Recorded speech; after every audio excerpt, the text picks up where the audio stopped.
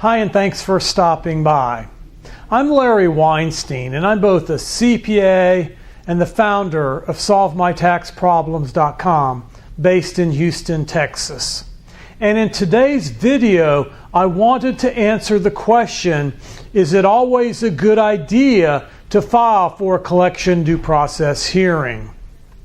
That's a good question I hear quite often. Of course, our knee-jerk reaction when somebody gets a final notice of intent to levy is to file for a collection due process hearing, because that immediately stops the IRS collection activity directly in its tracks. Totally legal, of course.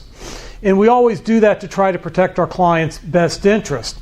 However, there's really one instance in which we really are not doing our client a service, we're actually doing our client a disservice, and it's always a good idea not to file for a collection due process hearing.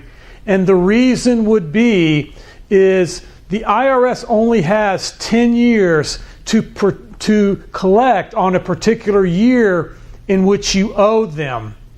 And if you file for a collection due process hearing, not only does it stop all of the IRS collection activity, but it also stops the statute of limitation from tolling. Remember, the IRS has 10 years to collect the debt.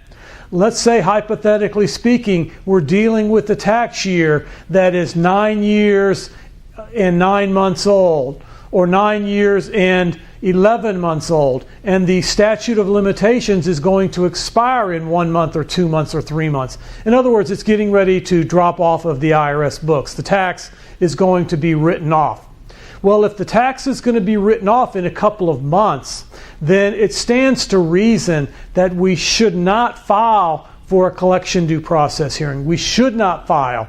The reason being is we're going to stop the IRS collection activity, but what we're also going to do is we're also going to stop the clock running on the IRS statute of limitations.